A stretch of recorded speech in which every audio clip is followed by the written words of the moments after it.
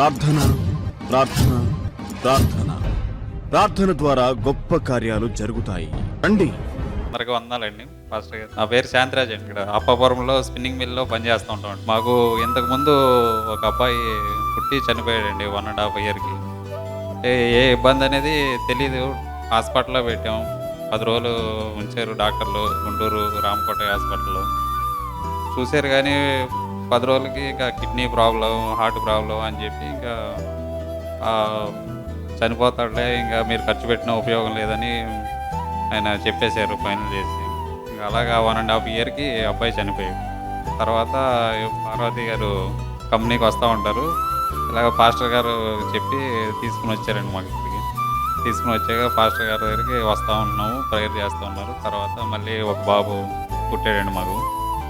మళ్ళీ వాళ్ళ అన్నప్రాసన అని చెప్పి వచ్చామండి. పిల్లలాగుంటే మరలా పిల్లలు పుట్టక కష్టము, ఏదో బిడ్డనైతే పోగొట్టుకున్నారు మీరు, మరలా కష్టమే అని అందరూ అన్నారు. అప్పుడు అక్క ఏమందంటే, కవితక్క మా పాస్టర్ గారు ప్రార్థన అయితే పిల్ల పుడతారు రండి అని తీసుకొని వచ్చింది. ఏడుస్తూ నాతో చెప్పారు, పిల్లల్ని ఇచ్చేది వాళ్ళు కాదు కదా, యేసయ్య ఇస్తాడు. గర్భఫలం యెహోవా ఇచ్చే బహుమానం, కుమారులు ఆయన అనుకరించే స్వాస్థ్యము.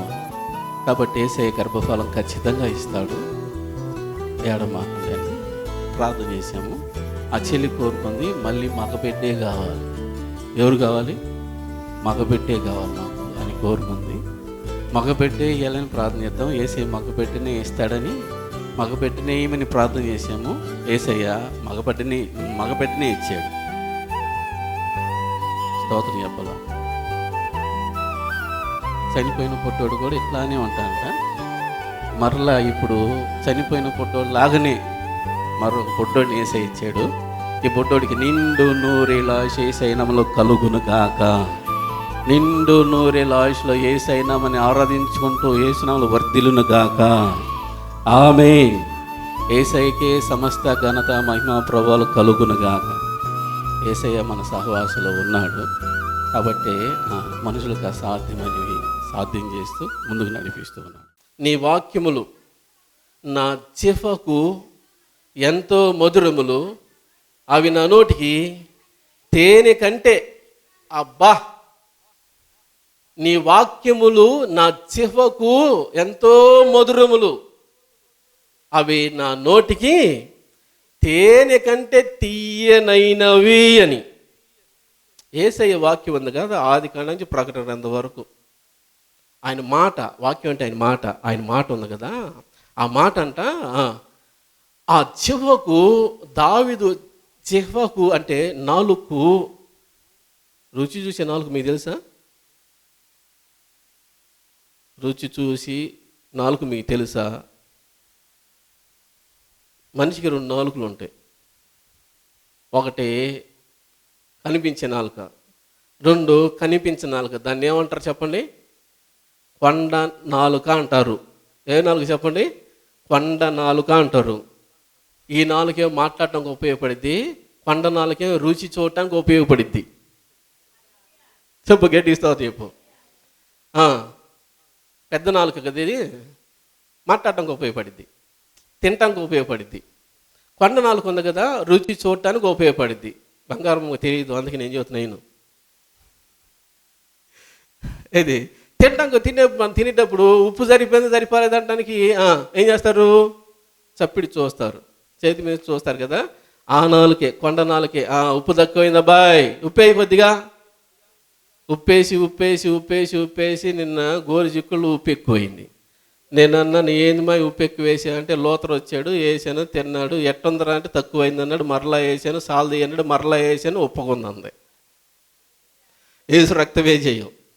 వండిన పిల్లలకు తెలియదు, లోతర తెలియదు, నాకు తెలుసు. గమనించండి, దేవుని బిడ్డలు అయిన మన దేవుని సన్నిధిలో కొండ నాలుగు ఉంది కదా, కొండ నాలుగుకి మనం తినే రుచులన్నీ తెలుసు. మామిడికాయ ఇది పుల్లగా ఉందా, తీపిగా ఉందా, పొల్లగా ఉందా, తీయగా ఉందా, సప్పగా ఉందా చెప్పంటే చెప్తారు. లోతరకి ఇష్టమేం చెప్పలేరులే కానీ పావని లాంటి వాళ్ళు చెబుతారు, కరిష్మా లాంటి వాళ్ళు చెబుతారు, లేదంటే మీ లాంటి వాళ్ళు చెబుతారు. గమనించండి, దేవుని బిడ్డలు మన లోకంలో జీవిస్తున్నప్పుడు దేవుని వాక్యం ఉంది కదా, ఆ వాక్యము తేనె కంటే తీపిగా ఉందంట. దేనికి? మైండ్కి.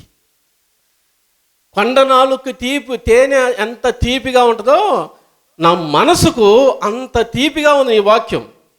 నా హృదయానికి అంత తీపిగా ఉంది నీ వాక్యం. నా ఆలోచనలకి అంత తీపిగా ఉంది నీ వాక్యం అని దావీదు మాట్లాడుతూ ఉన్నాడు. చక్కగా యేసయ్యని ఆరాధించుకుంటా ఉన్నాడు. ఆయన నామని మాయంపరుచుకుంటా ఉన్నాడు. గుర్తుపెట్టుకోండి, నాలుకేమో ఫలాలు ఉన్నాయి కదా, ఈ ఫలాలన్నీ మనం తింటప్పుడు తీయగా ఉండాలి. పుల్లగా ఉండకూడదు, చేదుగా ఉండకూడదు, సప్పడు పక్కన పడే అంటాం. తీపిగా ఉంటే సంతోషంగా తింటూ ఉంటాం ఇంకంతే. దేవుని బిడ్డలకి ఈ లోకంలో జీవిస్తున్నప్పుడు, ఈ లోకంలో బ్రతుకుతున్నప్పుడు మైండ్కి కూడా తీయదనాన్ని కలిగించే మాటలు కావాలి. ఏం మాట కావాలా? భలే ఉంది యేసయ్య మాట్లాడే మాట, సూపర్ అన్నట్టు ఉండాల. గట్టికి స్తోత్రం చెప్పు, బిగ్గర స్తోత్రం చెప్పు, 2 చేతుల స్తోత్రం చెప్పు. దావీదు అంటాడు, తేనె నాలుక ఎంత తీపిగా ఉందో నాకు అంత తీపిగా ఉంది నీ వాక్యము అన్నాడు. ఏం మాట్లాడతాడు ఆయన? చూద్దాం ఒకసారి. లూకాసు వార్త 7వ అధ్యాయం 47వ వచనం. ఆమె విస్తారంగా ప్రేమించిన గనుక ఆమె యొక్క విస్తార పాపములు క్షమించబడి ఉన్నవి. ఎవనికి కొంచెముగా క్షమించబడునో వాడు కొంచెముగా ప్రేమించును. నీ పాపములు క్షమించబడి ఉన్నవని అని ఆమెతో చెప్పగా స్తోత్రము. ఆ పాపాత్ముల స్త్రీ చేసుకున్న పాదాల కన్నీళ్ళు ఇస్తుంటే ఈ పరిస్థితి అనుకుంటున్నాడు కదా, అనుకుంటా ఉన్నాడు కదా. యేసయ్య అన్నాడు, ఆమె విస్తారంగా నన్ను ప్రేమించింది, నీలో ఆ ప్రేమ లేదు. నీ ఇంటికి వచ్చా, కాళ్ళు కడుక్కుంటా నీళ్ళు ఇలా, ఆమె మాత్రం కన్నీళ్లతో నా పాదాలు కడుగుతూ ఉంది.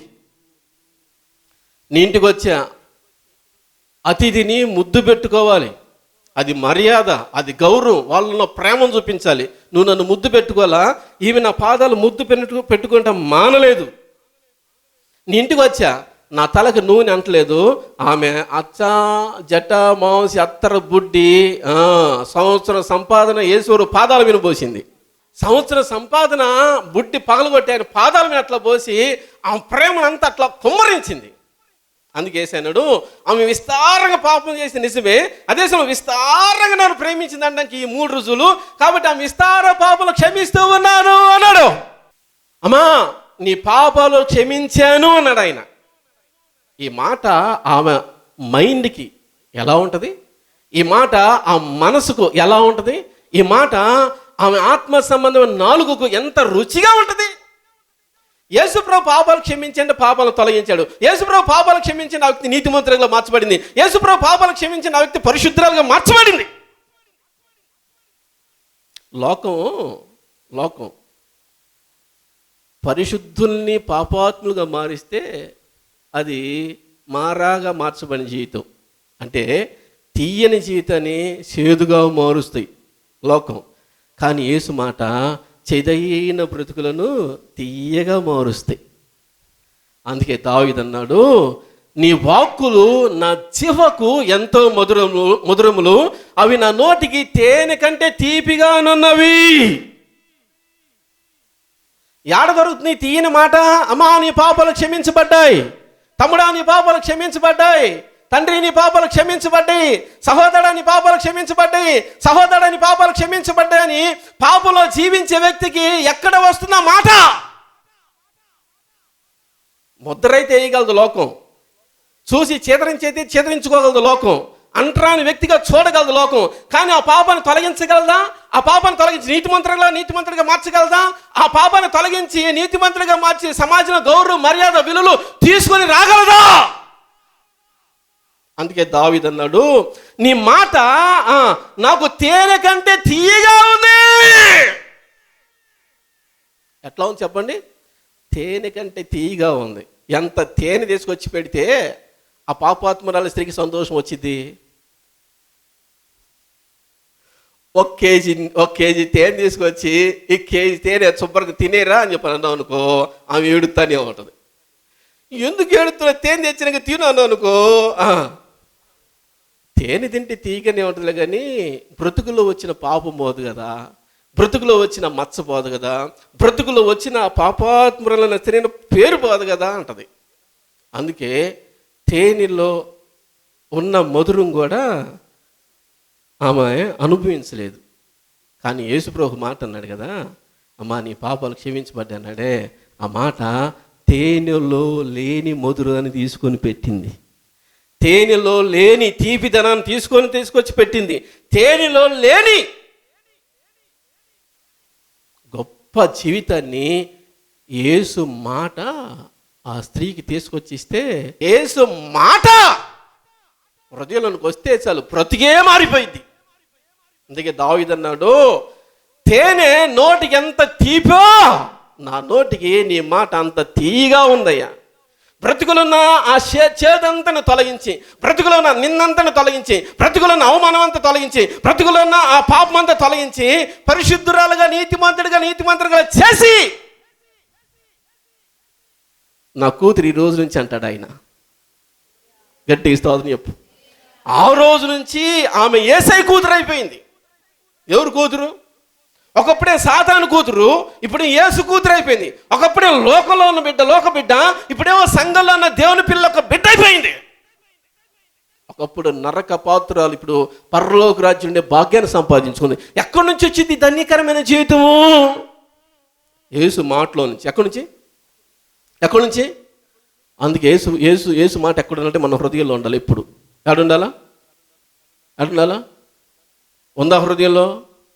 నీ బ్రతుకు తీయగా ఉంటుంది, నీ బ్రతుకుల్లో ఆ తీయదనాన్ని నువ్వు అనుభవిస్తూ సంతోషంగా జీవిస్తావు. లోక భాగ్యాలు ఏవి లేకపోయినా పర్లా, యేసు మాట హృదయంలో ఉంటే చాలు బ్రతుకంతా సంతోషం తీయగా ఉంటుంది. యేసు మాట లేకుండా భోగ భాగ్యాలు ఎన్నో ఉన్నా కానీ ఆ బ్రతుకులో చేదుగా ఉంటుంది, కన్నీలో ఉంటాయి, దుఃఖం ఉంటుంది, వేద ఉంటుంది. పైకి మాత్రం అంటారు కానీ లోపలంతా ఏడుతూనే ఉంటారు. అందుకే వాక్యం సామెత గ్రంథం ఏంటంటే, ఒకడు నవ్వుచుండినను అంతర్యమున దుఃఖం ఉండక మానదు అన్నారు. యేసుక్రీస్తు వాక్యం లేకపోతే ఏముంటుందంటే దుఃఖం, బాధ, కన్నీరు, వేదన ఉంటుందంటే అది లోకపరమైన జీవితం. యేసు వాక్కు హృదయంలోకి వచ్చిందంటే ఈ కన్నీళ్ళు, దుఃఖం, వేదన, పాపం, లోకం మొత్తం తొలగిపోయి, నేను ఎగరకూడదు కాబట్టి చూస్తున్నా కానీ ఎగిరేవాడిని. గట్టిగా స్తోత్రం చెప్పు. ఎగురుతూ ఆరాధిస్తారు యేసయ్యని. దావీదు గంతులేస్తా ఆరాధించి అంటే యేసయ్యని గంతులేస్తా అలా ఆరాధించే భాగ్యం యేసు మాట ద్వారా మాత్రమే వస్తూ ఉంది.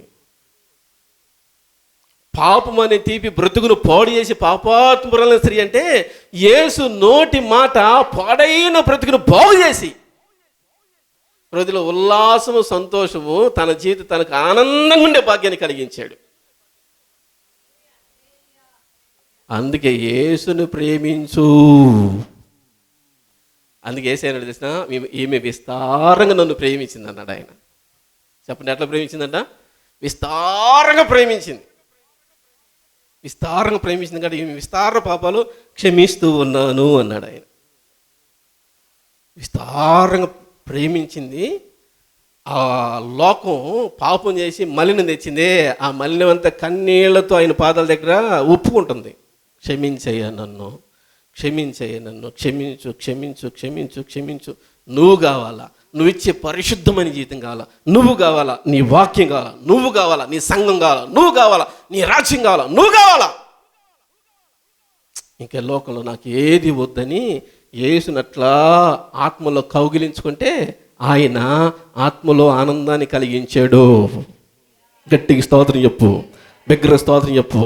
నీలో నేనుండుటే, నాలో నీవుండుటే నా ఆత్మీయ అనుభవమే. స్తోత్రం. యేసు వాక్కు నీ హృదయంలో ఉంటే యేసై నీలో ఉన్నట్లే.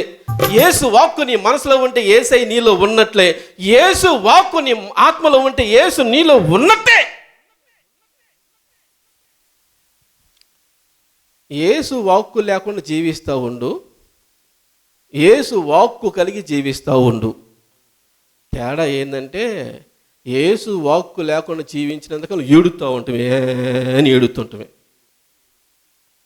యేసు వాక్కు హృదయంలో కలిగి జీవిస్తూ ఉంటే ఏడుపు ఎటుపోయిద్దో.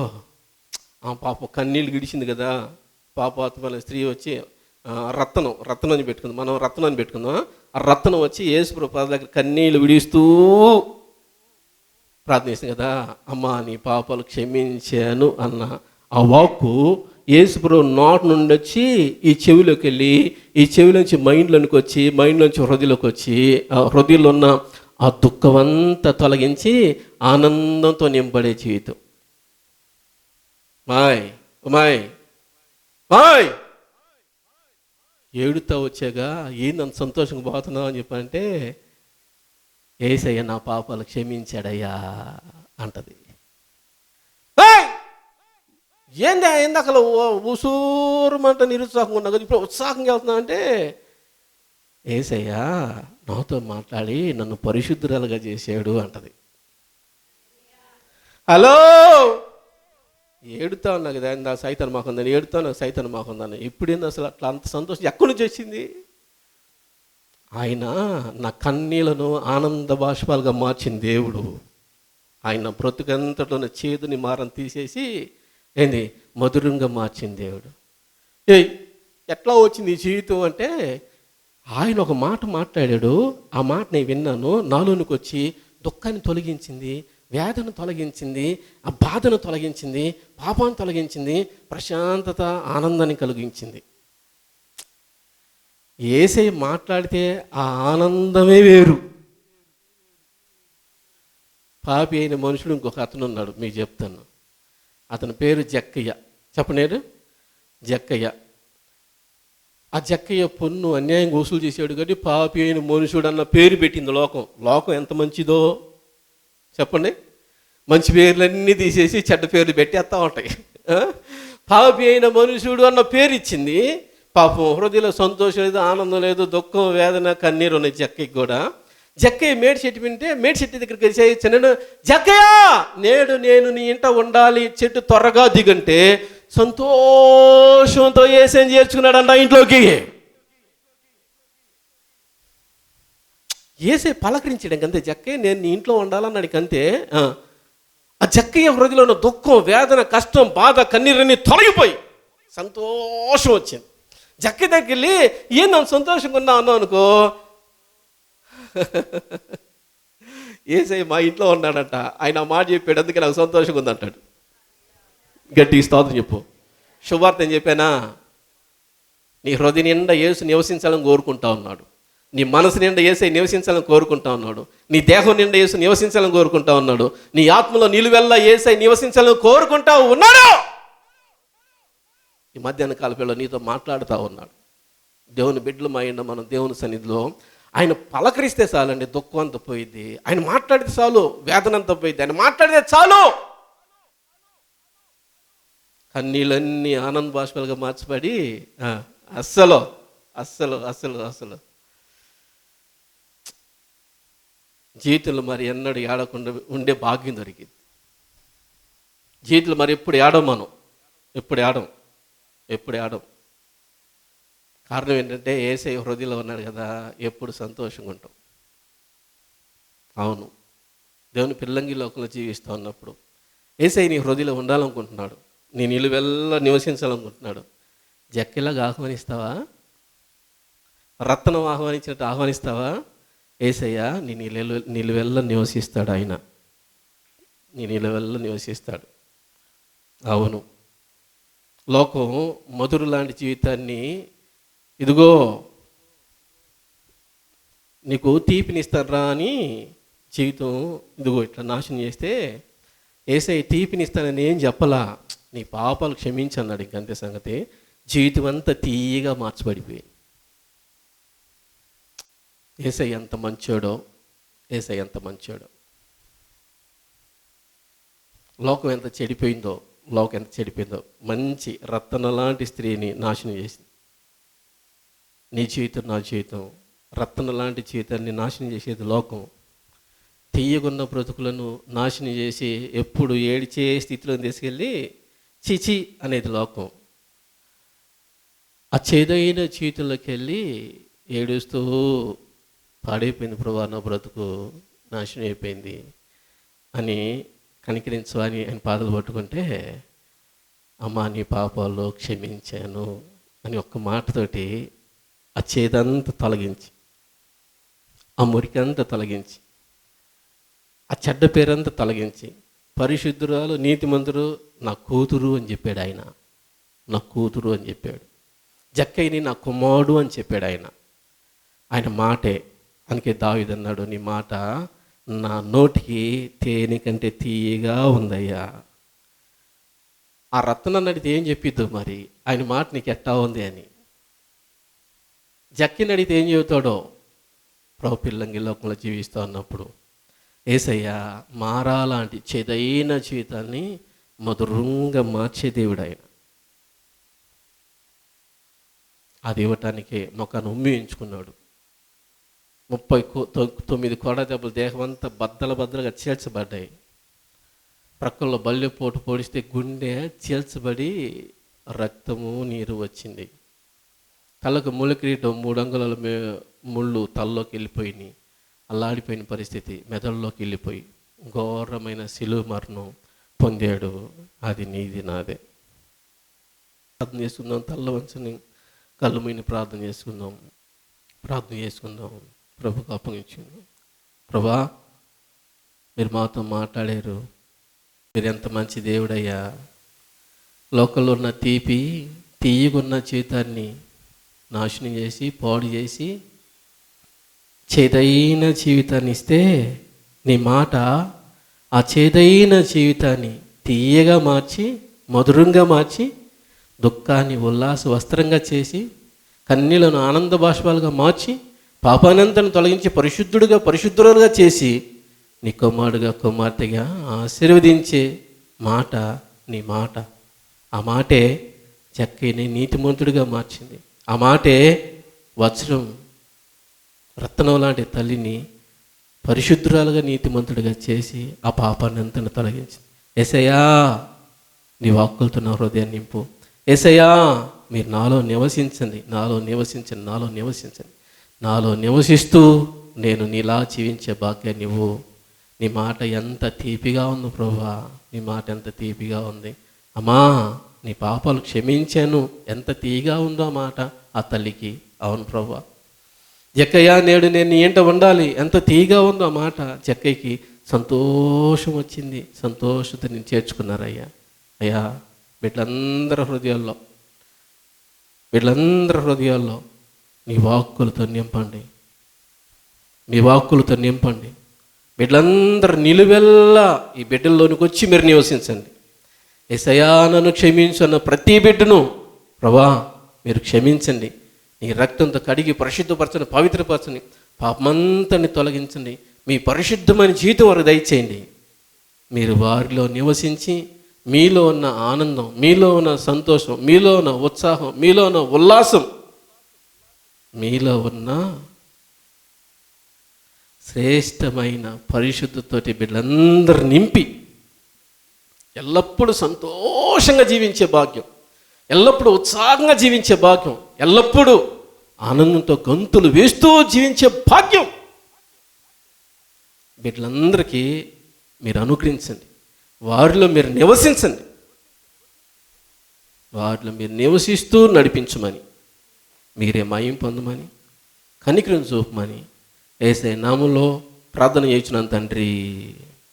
ఆమేన్. అందరికీ వందనాలండి. ఫస్ట్ నా పేరు శాంతిరాజ్ అండి. ఇక్కడ అప్పాపురంలో స్పిన్నింగ్ మిల్లో పనిచేస్తూ ఉంటాం. మాకు ఇంతకుముందు ఒక అబ్బాయి పుట్టి చనిపోయాడండి 1.5 ఇయర్కి. ఏ ఇబ్బంది అనేది తెలీదు. హాస్పిటల్లో పెట్టాం. 10 రోజులు ఉంచారు డాక్టర్లు. గుంటూరు రామకోట హాస్పిటల్లో చూశారు. కానీ 10 రోజులకి ఇంకా కిడ్నీ ప్రాబ్లం, హార్ట్ ప్రాబ్లం అని చెప్పి ఇంకా చనిపోతాడులే, ఇంకా మీరు ఖర్చు పెట్టిన ఉపయోగం లేదని ఆయన చెప్పేశారు ఫైనల్ చేసి. ఇంకా అలాగా 1.5 ఇయర్కి అబ్బాయి చనిపోయాడు. తర్వాత పార్వతి గారు కంపెనీకి వస్తూ ఉంటారు. ఇలాగ పాస్టర్ గారు చెప్పి తీసుకుని వచ్చారండి మాకు ఇక్కడికి. తీసుకుని వచ్చాక పాస్టర్ గారి దగ్గరికి వస్తూ ఉన్నాము, ప్రేయర్ చేస్తూ ఉన్నారు. తర్వాత మళ్ళీ ఒక బాబు పుట్టాడండి మాకు. మళ్ళీ వాళ్ళ అన్నప్రాసన అని చెప్పి వచ్చామండి. ఇలాగుంటే మరలా పిల్లలు పుట్టడం కష్టము, ఏదో బిడ్డనైతే పోగొట్టుకున్నారు మీరు, మరలా కష్టమే అని అందరూ అన్నారు. అప్పుడు అక్క ఏమందంటే, తబితక్క మా పాస్టర్ గారు ప్రార్థన అయితే పిల్ల పుడతారు రండి అని తీసుకొని వచ్చింది. ఏడుస్తూ నాతో చెప్పారు, పిల్లల్ని ఇచ్చేది వాళ్ళు కాదు కదా, యేసయ్య ఇస్తాడు. గర్భఫలం యెహోవా ఇచ్చే బహుమానం, కుమారులు ఆయన అనుగ్రహించే స్వాస్థ్యము. కాబట్టి యేసయ్య గర్భఫలం ఖచ్చితంగా ఇస్తాడు, ఏడమాకండి అని ప్రార్థన చేశాము. ఆ చెల్లి కోరుకుంది, మళ్ళీ మగబిడ్డే కావాలి. ఎవరు కావాలి? మగబిడ్డే కావాలి నాకు అని కోరుకుంది. మగబిడ్డే ఇవ్వాలని ప్రార్థన చేద్దాం, యేసయ్య మగబిడ్డనే ఇస్తాడని మగబిడ్డనే ఏమని ప్రార్థన చేశాము. యేసయ్య మగబిడ్డనే ఇచ్చాడు. స్తోత్రం చెప్పాల. చనిపోయిన పొట్టోడు కూడా ఇట్లానే ఉంటాడంట. మరలా ఇప్పుడు చనిపోయిన పొట్టోడు లాగానే మరొక పొట్టోడిని యేసయ్య ఇచ్చాడు. ఈ పొట్టోడికి నిండు నూరేళ్ళ యేసయ్యనామములో కలుగును గాక. నిండు నూరేళ్ళ ఆయుష్లో యేసయ్యనామని ఆరాధించుకుంటూ యేసునామములో వర్ధిల్లును గాక. ఆమేన్. యేసయ్యకే సమస్త ఘనత మహిమ ప్రభువులు కలుగును గాక. యేసయ్య మన సహవాసంలో ఉన్నాడు కాబట్టి మనుషులకు అసాధ్యమైనవి సాధ్యం చేస్తూ ముందుకు నడిపిస్తూ ఉన్నాడు. అదేవిధంగా చిన్న బిడ్డ నా పక్కనే ఉన్నది, మేఘన. ఈ అమ్మాయి గత సంవత్సరం అంటే ఈ సంవత్సరం 10th క్లాస్ ఎగ్జామ్ రాసి ఉన్నది. 565 మార్కులు వచ్చి ఉన్నాయి. కానీ ఒక సబ్జెక్ట్లో బాగా ఎగ్జామ్ రాసినప్పుడు కూడాను మార్కులు తక్కువ వచ్చినాయి. నేను అడిగితే ఎగ్జామ్ బాగా రాశానంది. నాకైతే డౌట్ వచ్చి ఏమంటే రీవెరిఫికేషన్ పెట్టించాను. కానీ ఆ రీవెరిఫికేషన్ కొంచెం లేటుగా రిజల్ట్ మొన్న వచ్చినాయి. నేనైతే నిత్యం ప్రార్థన చేసుకుంటున్నాను, సేవకులు కూడా ప్రార్థన చేస్తూ ఉన్నారు ఈ విషయం కోసం. దేవుడి యొక్క తన అద్భుతమైన కార్యంలో ఆ బిడ్డకి తగ్గినటువంటి సబ్జెక్టులో 9 మార్క్స్ 9 మార్కులు యాడ్ అయ్యి ఈరోజు 574 మార్కులు వచ్చి ఉన్నాయి. ఇదంతా కూడాను ఆ బిడ్డ యొక్క తెలివితేటలు కాదు, ప్రతిభ కాదు, కేవలం దేవుడిచ్చేటువంటి జ్ఞానం అని చెప్పేసి నేను తెలియజేసుకుంటున్నాను. అదేవిధంగా మొన్న ఏపీఆర్జేసీ ఎగ్జామ్ కూడా అమ్మాయి చేత రాయించాను. నేను కూడా పిడుగురాల కోచింగ్ స్టార్ట్ చేసి ఉన్నాను పాలిటెక్నిక్ ఏపీఆర్జేసీ విషయంలో. మా అమ్మాయి చిన్నమ్మాయికి మేఘనాకి ఏపీఆర్జేసీ రాష్ట్ర స్థాయిలో 4th ర్యాంక్ వచ్చి ఉన్నది. కొన్ని లక్షల మంది ఎగ్జామ్ రాశారు. అందులో అమ్మాయి స్టేట్ లెవెల్లో 4వ ర్యాంక్ సంపాదించడం జరిగింది. ఇది మొత్తం కూడా దేవుడిచ్చేటువంటి అద్భుతమైన జ్ఞానమే. కేవలం మేము నిమిత్త మాత్రమే క్లాసులు చెప్పి ఉన్నాము, కానీ ఆ తెలివితేటలు కానీ అక్కడ రాసేటువంటి ఎగ్జామ్లంతా కూడా దేవుడే తోడై ఉండి ఆ బిడ్డ చేత ఎగ్జామ్ రాయించాడు. అదేవిధంగా నా పక్కన ఉన్నటువంటి నా భార్య ఈమె ఇంటర్మీడియట్ వరకు చదువుకొని ఉన్నది. గత సంవత్సరం పిడుగురాల్లో ఉన్నటువంటి చిల్డ్రన్స్ హోమ్ ఆంధ్రప్రదేశ్ మహిళా శిశు సంక్షేమ శాఖలో కొన్ని పోస్టులు పడి ఉన్నాయి. దానిలో ఆమెకి అప్లై చేసి ఉంటే ప్రార్థన చేసాం, సేవకుల చేత ప్రార్థన చేయించుకున్నాం. ఎంతో కాంపిటీషన్ ఉంది. ఎమ్మెల్యేల నుంచి, ఎంపీల నుంచి, మినిస్టర్ నుంచి కూడా రికమెండేషన్లు వచ్చినాయి. కానీ వీటన్నిటినీ కాదని దేవుడు ఆమెకి ఒక పోస్ట్ కూడా, దానిలో కాంట్రాక్ట్ బేసిక్ పోస్ట్ కూడా ఇవ్వటం జరిగింది. ఇవంతా కూడా దేవుడి యొక్క అద్భుతమైనటువంటి కృపా మహిమ అని చెప్పేసి నేను నిజంగా తెలియజేసుకున్నాను. ఎందుకంటే నా చేతిలో ఏమీ లేదు, కేవలం ప్రార్థన చేసుకుని ఉన్నాం. గతంలోనేమో అన్య మతస్థులం, వాస్తవంగా అయితే చర్చికి వెళ్ళడం ఏముండేది కాదు. కానీ అనారోగ్య సమస్యతో నేను ఇబ్బంది పడుతున్నప్పుడు దేవుడి యొక్క ప్రార్థన, సేవకుల యొక్క ప్రార్థన ఫలితంగా ఆ దేవుడిని నమ్ముకోవడం వల్ల సర్జరీ ఏమీ లేకుండా మంచి ఆరోగ్యాన్ని దేవుడు అందించాడు. ఇవన్నీ కూడా దేవుడు మా కుటుంబం పట్ల చేస్తున్న అద్భుతమైన కార్యాలు.